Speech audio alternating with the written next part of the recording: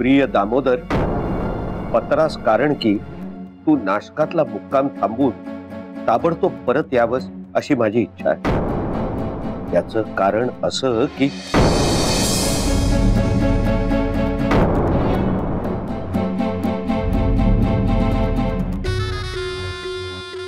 त्याचं कारण असं की विलासला तुरुंगातून सोडवून फार मोठी चूक झाली आहे.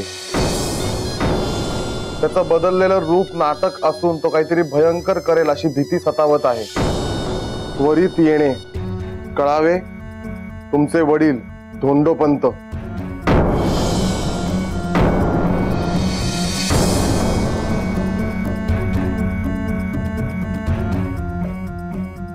अरे वा वडील, घरात बसून फार धंदे सुचायला लागलेत तुम्हाला.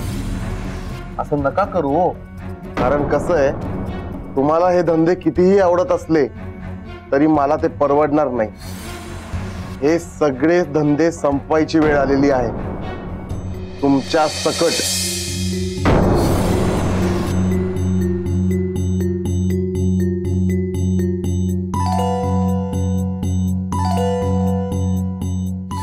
अरे विलास, काय करतोयस तू? अरे माझा ऐक, मी बाप आहे तुझा. तुम्ही जरा थांबा.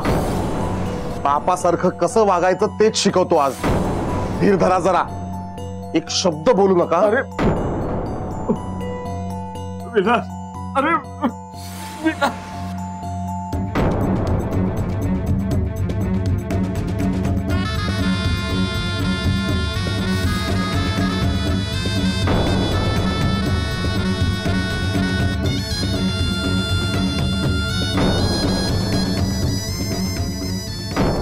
बघितलं, ही फक्त या पत्राची राख नाहीये, तर तुमच्या इच्छांची राख रांगोळी आहे.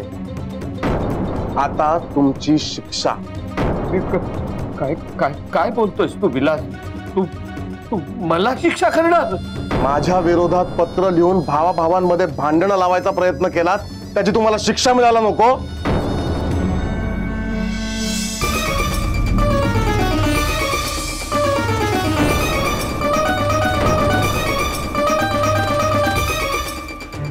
काय करतोस तू? बोला, काही शेवटची इच्छा असेल तर सांगा. विलास, अरे मला मानू नकोस बाबा. अरे मी माझ्याकडून पुन्हा चूक होणार नाही. बघा, नक्की नक्की नक्की नक्की सगळं ऐकेल बाबा. मला फसवलत ना, तर एवढे छोटे तुकडे करीन की अंत्यसंस्कारासाठी सुद्धा काही शिल्लक राहणार नाही. नाही रे बाबा, नाही, पुन्हा चूक नाही होणार रे माझ्याकडे. असेच आज्ञाधारक बनून राहा. वहिनी कुठे आहे? शेजारी गेली. उठता बसता काय शेजारी जाऊन बसते होती? जा, बोलवून आणा तिला, भूक लागली मला. बसा खाली. निघ म्हटलं की निघाले.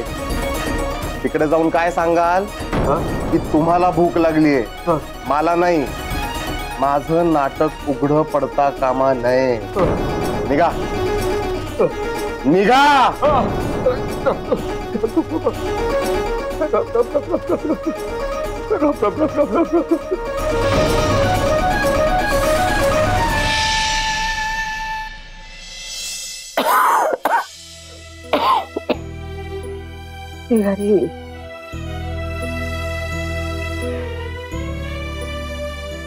काय नाचनबाई, अहो जेवण झालं का?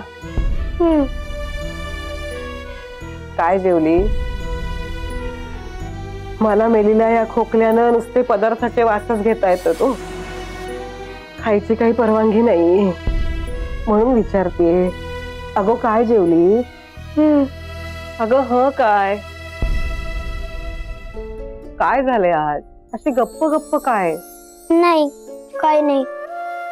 असं आज घरात सगळ्यांनाच काय झालंय कोणास ठाऊक. कोणीच कोणाशी धड बोलत नाहीये. काय ग, तुझी सरू आत्या जेवली का? दुपारी अप्पा आजोबांनी सांगितलं म्हणून तिने थोडंसं खाल्लं, पण आता विचारलं तर नको म्हणाली. मला खूप वाईट वाटतंय हो. अगो कशाचं? सरू आत्या माझ्यामुळे उपाशी राहिली ना.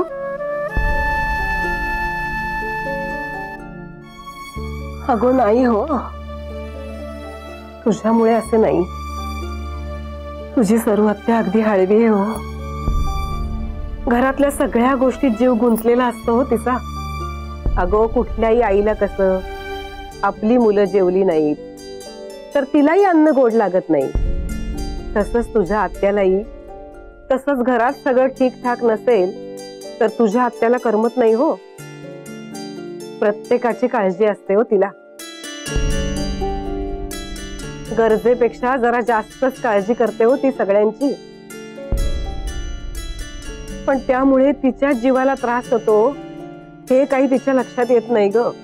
म्हणजे अगो तुझी सर्व हत्या सगळ्यांना समजून घेते हो, पण तिला कोणी समजून घेत नाही. सगळे तिला गृहीत धरतात, म्हणून तर फरफट होते हो बिचारीची. तिलाही कोणीतरी समजून घ्यायला हवे ना हो.